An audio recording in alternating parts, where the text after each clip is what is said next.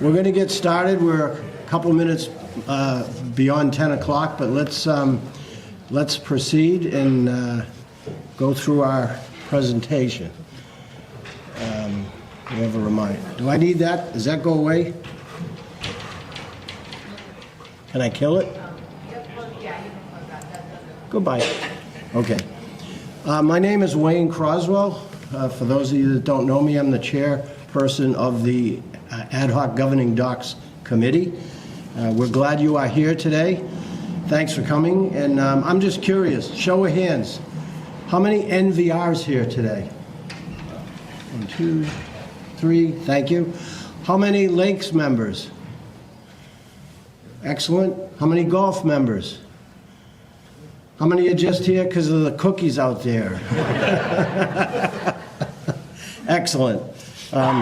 Today we're going to go through what we've been working on for quite a while on the governing docs, and we want to present to you because it's time for us to get out to the first vote we've been preparing for quite some time. The agenda today basically is there.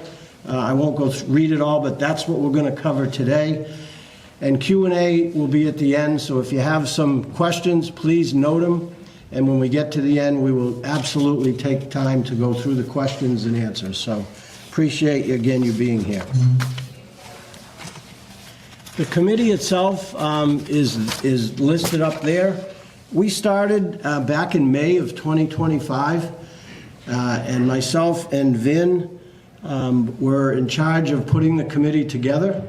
Our goal is to interview, we sent out notice, we interviewed, well, we had over 20-something, I think we got close to 28 people applied, and we then brought it down to those that we extended the invite to join the committee to, and those people are listed up there. I'm going to point them out now, those that are here. Bruce Bonzik, I'm going in order, I guess. Yes, Bruce is over here. Susan, right here. Richard, over there. Arlene, over here. And Greg, right there. So, importantly, they're working their butts off on this committee, I can tell you. And we are a great, diverse group of people that exchange ideas. And our goal as owners, just like you are, is to bring out what we think is some necessary improving on our age-old documents. So, there you go. Here is our mission and our goals. And this has been really since the beginning when we formed. We created this as a committee. This was not given to us. This was what we decided when we met, what our goals and missions are. The first one is to literally review all the governing documents. And first of all, review, and then to put them through the approval process and to give you an understanding of what that means. There's 2 ways amendments can get to the board. 3 ways. One's from us. We review, we want to make a change, we can propose to them the amendment. The master board can create their own amendments to documents, and they can decide to vote on them. And also, currently in the documents, the third way is the NVRs, if they can represent at least 25% of the community, they can put forward an amendment to the governing docs. All 3 of those still go to the board debates it, the board decides whether they want to move it out of the master board and back out to the owners to vote on. So that's very important, and we're going to talk about one of those we make in the proposals we have today, but those are the current ways today the documents, the governing documents, can get amended. The vote, as I told you, when the vote always has to go to the owners, period. The method today is through NVRs. You'll see today what we're proposing to modify that to. And then if they're approved, they get implemented. One of our other goals is to take, over time, there's been some changes to the docs. Not a lot, but there's some. And some of it is disjointed. When you read these governing docs, if you're not an attorney, it's very legalese, confusing. Sometimes we debate, what does it even mean? Some of the stuff. Our goal was to simplify it, make it understandable for all of us, and kind of align the documents that have kind of gotten out of alignment over time. Also, very important, getting member input. And the committee always is getting input from owners. We continue to do that.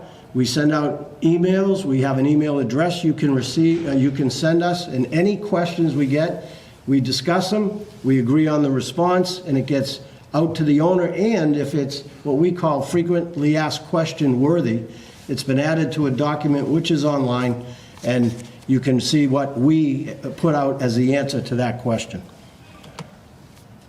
Also, as I said before, simplify and remove the ambiguity. I got it that time. In the docs. And this one is a big one. We want member participation in voting. We don't want people not to vote. We want to hear from the community. So we want to make it easier for you to vote, because we want to know what you really think. Whether you decide you're in favor of something or against it, that's your decision. But we want more people voting, because in the past, and you'll see that today, our historical turnouts for voting is pretty bad. And this one is important, in our view, and what we mean by this is to make these governing documents so understandable that it helps the committees and it helps the master board govern better. And of course, always making sure we're dealing with the legal statutes of Florida, very important. Just an FYI, if Florida passes something that is more stringent than ours, we have to follow their statute, even if we don't change our documents. So we're going to be playing catch up in some of it because our documents have not been updated for a while. They keep making modifications, so that's part of our process, is to get us also caught up with them. They meet annually and they take quite a number of changes every year, and we have to incorporate them in our practice, even if we don't put them into our documents. However, we can make our documents more stringent than theirs, and then that overrides theirs in certain cases. You go read their documents if you're looking to get to sleep some night. A very quick summary of this. This is basically, and you've received or should have received last night an email that has all this in there. It's a lot of information. But basically, what we call phase one, which is what we're talking about today, we are dealing with the above three documents: Articles of Incorporation, and then in specific, Article 8 and 9, Declarations of Covenants, Article 4, 8, 13, and 17. There you go. I always flunk at some of these Roman numerals tests. And then for some reason, bylaws don't use Roman numerals. I don't know why, but it's section 2 and 9. I get those. It's not 6 and 7 for anyone that has grandkids. We have our own web page on Colonial's website. When you go to governance and you click on down on the left side, you get towards the bottom. Our committee is in alphabetical order. We're Ad Hoc Governing Docs. If you click on that, we have a few tabs: our minutes, our agendas, and documents. Documents is where you'll find all of the legal proposals that we have, as well as some other things like frequently asked questions and a bunch of other good stuff. In a nutshell, I'm going to give you a high-level view of just what our proposed amendments are today. The first one, currently, in order for us to change the documents, we need 1,133 or more yes votes to approve it, of the entire community. That's 2/3. You're going to see in a few slides down the road that we barely ever get 1,133 votes for anything. So with that, we realize we need to modernize and get out from an old antiquated process that's been put in place since the beginning of our existence here, which is 2/3 of all the members.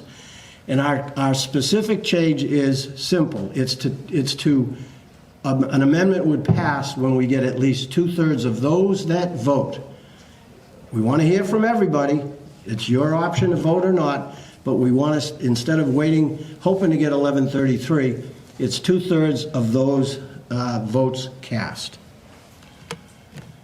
We want to streamline the process of amending them, and the first thing is we're taking the vote to the owners. We want to institute electronic voting to change the governing docs. Today, it has to go through the NVRs. That was a process in time. All changes had to go through them. But this is one of the last sort of ones that is out there, and we want the owners to have electronic voting.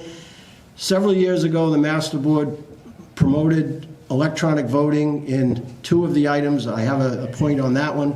And at that time, there was some apprehension to go all in, if you will, because electronic voting several years ago was not the way of the, it is the way of the future, but yet they said, let's just make sure we see how well it goes. Well, it's been well received. Electronic voting for the 2 categories that we do that in is a good turnout, better than the manual process. And again, no need to continue to have NVRs. They have a lot of important things to do. We don't need them out there collecting ballots. We need them out there promoting information, educating their owners, and doing all the other stuff NVRs do. So we're not eliminating the NVRs. We're just taking a task and putting it directly to the people with technology today. However, obviously, if this passes, future changes will want the NVRs absolutely, telling you got to vote, and answering your questions, because some of these require more definition and explanation than you can put in words or videos. This one I mentioned earlier, the ability to put amendments to the board through the changes that are worded in these proposed changes. We're then giving the members a direct line to the Master Board. If 25% or more of the members sign a petition, regardless of what HOA or COA they're in, they can petition the board to debate and hopefully push forward a change that the owners want. So again, giving more to the people. And it's not that the MVRs, again, are not doing things. It's, we know owners have said, we want the ability to have direct communication. And the last item on the changes, back in January 20th, 2025, the MVRs presented and voted to wanting to get out of the approval process of RCAPs. Well, that was passed by the board on that date, and it kind of just got lost in the cracks. So it was brought up after our committee formed. Whatever happened to that? We researched it, and sure enough, it was passed by the Master Board, but never given to the owners to vote on. So we promised them we would include it in the first vote we brought to the people. So that's that.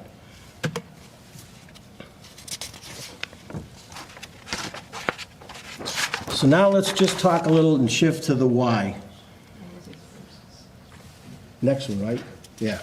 The why. Governing docs really have not been overhauled since their beginning, and they are at times beyond understanding. If you read them again. 2 people have a conversation and they're both interpreting it differently, and our goal is to get the ambiguity out of there. We want them to be understandable, so when we read them, we know exactly what we're reading. And I can give you examples, which I won't, of past things where I sat on the NVR committee and listened to discussions, and I said, that's not going to pass. Why? We didn't get 1,133 yes votes. No, we got 2/3. Yes, but it has to be at least 1,133 positive votes. So the history's out there. So the first phase is focusing on the how. We're focusing on the voting process, NVR responsibility versus member participation, aligning the docs with previous amendments that have happened, and of course, pushing electronic voting to get these changes. And this is an important point, and I mentioned it, touched on it. Our goal is to get the ability to amend governing docs into the exact same class that we already have to do master board elections and special assessments over $500,000. Those already have been passed a few years back. Those, all we're asking is let's give modifying the documents the same treatment. They belong up there. And that those two today are 2/3 of those that vote, and it's electronic voting. So we're asking to bring how we amend the documents into the same group as we have with that. With that, I'm going to turn it over to Bruce to take you through some of the, I'll call it the nitty-gritty. If you want to keep this, or you got your own. Okay. Thank you. And then just stays. Got you. All right, everybody can hear me okay? Perfect. So, what is the committee asking you as a resident to do? That's going to be the question here today. And the first part is, the impact on Colonial members is you, if the proposed amendments pass or fail. We're asking you to make that assessment. It's not coming from us, it has to come from you. You're going to have to be the person that makes that decision. Then we're also looking at the voting process and the technology that exists within Colonial today. Are you going to look at this and say we're using ancient technology with the NVRs having to go collect all these pieces of paper, or are we going to stick and try to go to the 21st century with the electronic voting? What the data and voting trends behaviors have revealed. Again, we're looking at 20 years ago, 20 plus years ago when these documents were created versus today. So we have to bring, you know, in your own mind, you're going to have to look at this and say, what are we going to do with this? And then finally, the AGD committee's commitment to amending the governing documents to meet Colonial's obligation. This is going to be an ongoing process. This is the first shot at trying to change the electronic voting in the process in order to, as we move forward, to work just as well with the rest of the items that we're going to be dealing with. If I flip this right. They're asking me to do two things at once, so. So this is the current voting process. I think we all understand the current threshold needs 1,133 votes in order to pass the governing documents amendments. And as like Wayne said, you know, this is the only thing that's left that requires that type of a process and 2/3 vote. There's a required quorum of 30%. That's set by the law. We can go lower than that technically by the law, but I think at this time we've just defaulted and stayed that way. The NVRs are responsible for gathering the votes, okay? So they got to go out and collect them from people. You know, they've got to monitor the vote process. You know, we're asking them to try to get everybody in their neighborhood to vote. You know, we're collecting the votes, then they have to certify the process, they have to submit the vote totals. It goes through a whole kind of varied process that we're going to look at here in a minute. Then the votes are tallied and reported to the master board.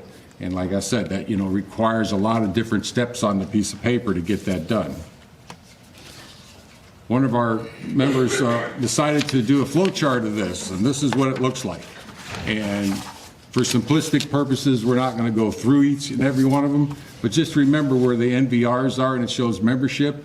We've got more than just 6 HOAs or COAs in this group here in the associations, so they wouldn't fit all on the slide for all the ones we had to do. So just kind of keep that in mind, that basically what we're trying to do is to help the NVRs out so they can focus on what they're supposed to do, and that's to get the vote out, and then take away this paper collection, all the certification process, and we're just going to go directly with the electronic voting.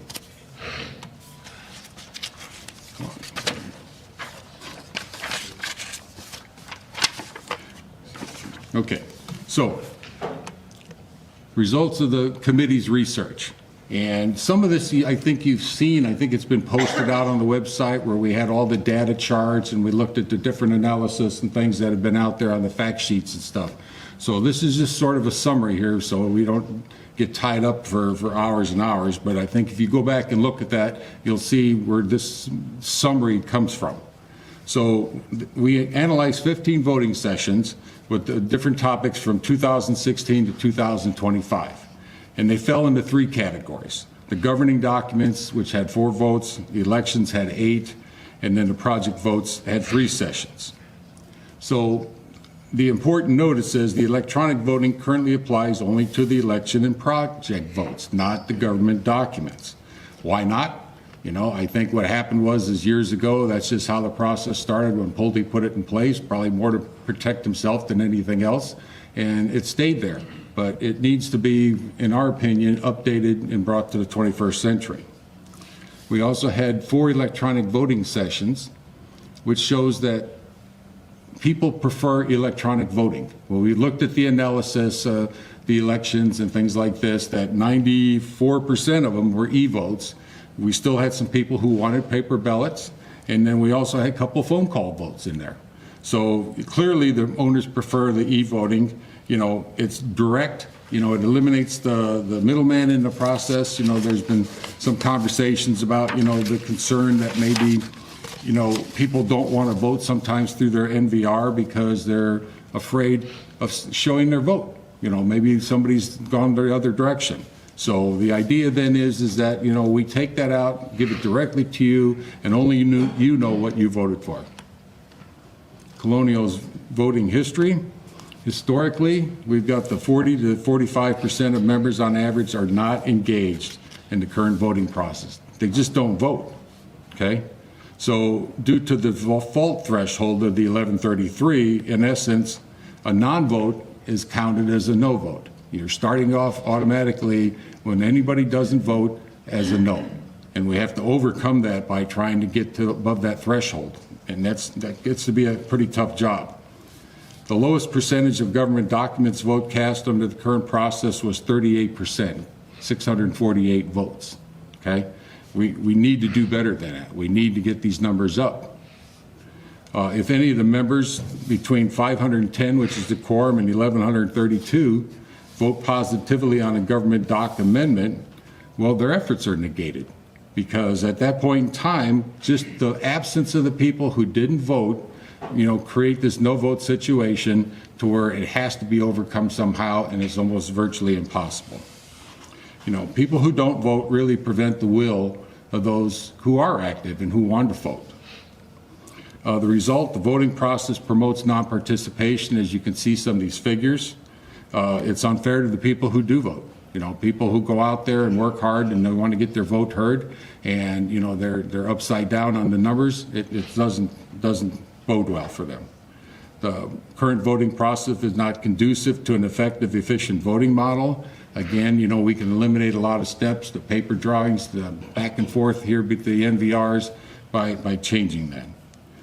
Ultimately, the impact is that the governing documents are difficult, if not impossible, to pass. Oh, I'm sorry. See, not enough coffee yet today. So that's what happens. And, you know, to kind of paraphrase the old O.J. Simpson trial, you know, if you don't care, then don't impair. I mean, if you don't want to vote, that's fine. You don't have to vote. But by the fact of the matter is don't eliminate the people who want to participate.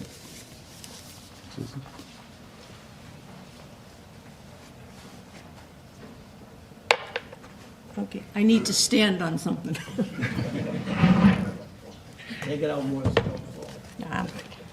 We can see you now. Can you see me? Okay, can you hear me? All right. I'm going to just, what they've said is going to back it up with some numbers that came from the data analysis that was done, and a great deal was done over with help from Starr, who gave all the figures, charts and charts and charts. But what it comes down to is if you go back and listen to him before, on everything that has been voted on, 40 to 45% of our members do not vote. Okay? That's a lot. If we just now look at government docs, is what we're looking at amending.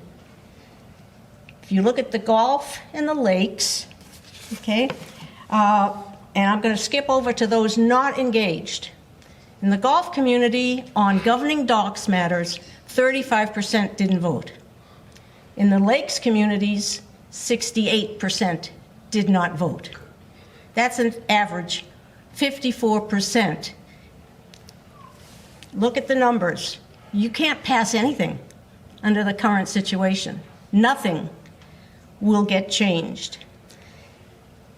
And that's kind of sad because we want people to vote. So if you vote no, that tells us you don't want the change. But if you don't vote, I'm not sure I can say why. Are you voting because you don't want the change? Are you not voting because you don't care? Did you forget? We don't know. So our goal here is to raise those numbers of active participants so that we can have an accurate measure of how people feel about issues. Right now, we don't.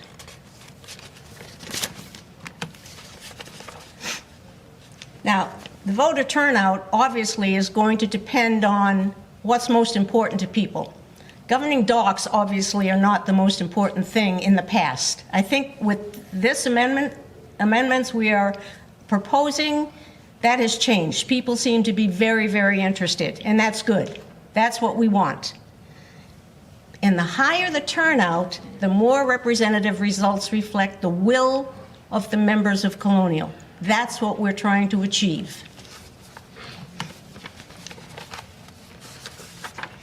All right.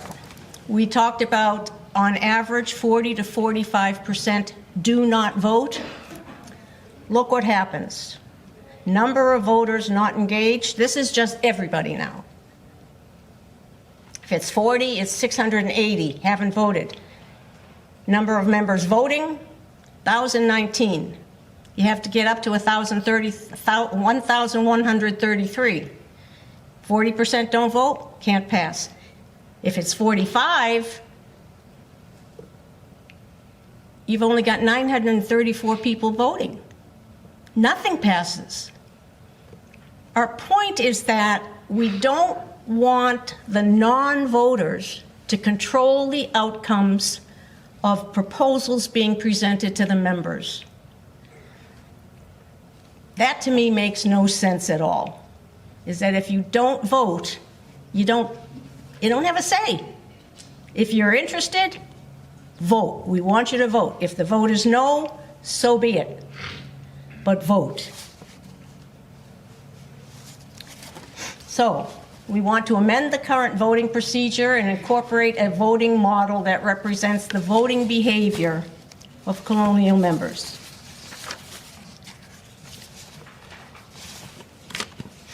What does that mean? What does that... Right now... Okay. There's no change. We still have 1,699 eligible to vote. The quorum stays the same at 510, and that's governed.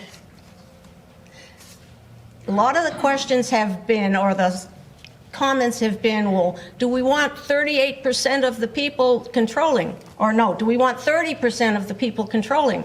If we go back in history, the lowest number ever voted was 38%. So that's never happened. That's a scare. It could, but probability, no, it's not going to happen. It's still a supermajority. The change is you have to vote to have your vote count.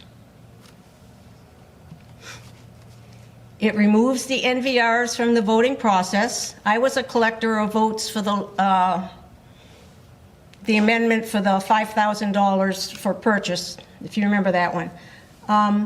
It was a lot of work, calling people, getting the ballots, reminding them. It's a lot of work on top of everything else, so we want to remove them from the voting process. Direct voting via electronic vote, it's private. You don't have to tell anybody how you're voting. That's part of what we're here in the United States. Nobody needs to know how you vote. That's very important to me. In summary, Bruce.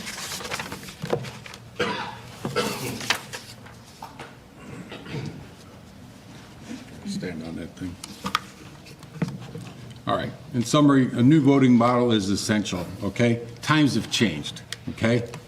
Members have requested voting changes. I have to admit, you know, it was very proud to be a member of this committee, this Ad-Hoc Documents Committee, because we had equal lakes and equal Gulf members. And by walking through these documents and looking at these things, this was all an agreement of everybody. This was something that we all saw that would help Colonial move forward. So from that perspective, you know, again, the members are looking for something different. Colonial's voting history, data, and behavior indicates that this is an improved voting model. It's going to work better than what we have right now, and we know that because we're already doing it for the elections and project bidding. You know, we must increase the participation, you know, and honor the wishes of the owners who want to vote yes. The supermajority stays the same at 2/3. I think if you recall, at one point the committee was looking at 60%, but we listened back to the NVRs and the residents that we got, and we came back to the 2/3 just as it was laid out in the rest of the documents. So we keep that there, and we keep it as a goal that when the yes votes come in, you have to have this majority. And finally, we're looking for process simplification. Take the NVRs out, take away a lot of the paperwork processes they have to do, and, you know, bring us and others basically into the 21st century with e-voting. The voting amendments impact. If the proposed amendments are passed, you know, you can see that it rewards all the members. It's going to be the best representation of Colonial. Your vote will be secret. You can cast your vote anywhere, anytime, any place. You mandate the needed changes to the governing documents, and you ensure your vote is authentic. You know, I mean, over the years we saw in places that we were analyzing the votes to where some neighborhoods had a 50-vote block that were all yes or no, and we really didn't think that was probably really representative of what was happening. What happens if they're not passed? Well, the future governing document changes will require the continued NVR involvement. We won't have electronic voting. A non-vote remains a no vote. You don't have the secrecy of your ballot. And the real desire of the members who are really engaged is not represented. And as Susie said, you know, it's impossible to get enough yes votes to amend the governing documents. All right, we're almost done and getting to Q&As. Just a couple more slides. This is cool.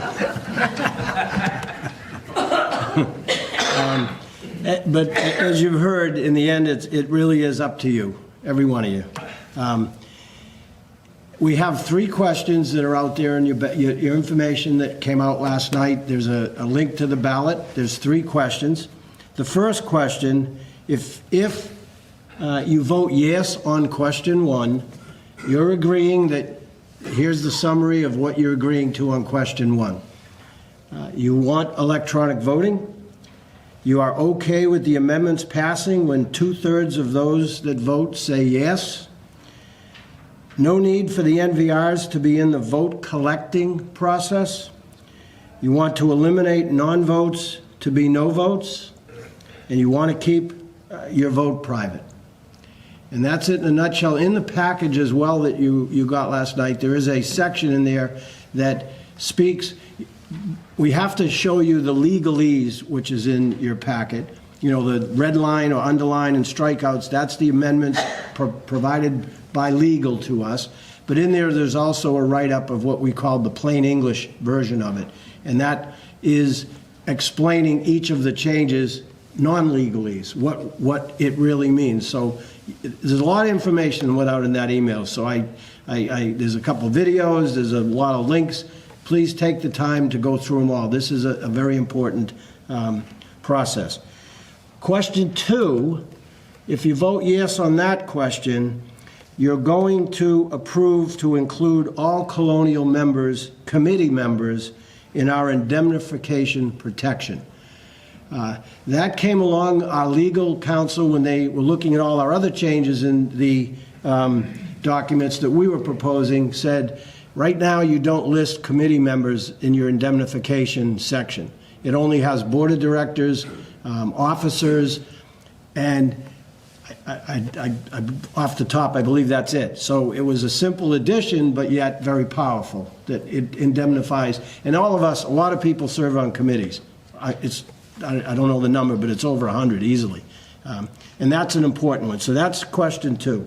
And question 3, if you vote yes on question 3, you want to remove the the NVRs from the ARC approval process. Again, the NVRs passed that resoundingly back in early 2025, actually late 24. They felt that they were more of a block or a delaying getting your approvals. So they said, we don't need to approve in advance. They'll get notified when you do an ARC application after it's approved, but it streamlines it for you as an owner to get that through the ARC committee. Here's some dates that are upon us. The voting technically starts now, even though we had a window of February 2. Once you got your ballot, which was last night, you can print it, you can fill it out, and you can turn it into your MVRs starting today. The end of the voting window is February 19th, and on the 20th, the NVRs, as they are currently instructed, they have to fill out their paperwork as tabulating the votes that you turn in, and they record only those that were in favor and only those that were opposed. So what you see missing is the non-vote. The non-vote still counts as a no vote for this election. So this is very important. We've got to get 1,699 people to vote. That would be a miracle, but I believe in miracles. Here's some important places to go. That email up above is to the committee. Anytime you send us an email to that email address, we all get it. We review it. We reply to you. So if it's a question, a clarification, a comment, please use that email address, and we get a constant feed of it. And then if you want to look up our frequently asked questions document, that's the link for that. But the beginning of it, if you go to Colonial's website, go to the governance tab, and then under it, Ad-Hoc Governing Docs Committee, you'll see all the links for our documents, our minutes, and our agendas.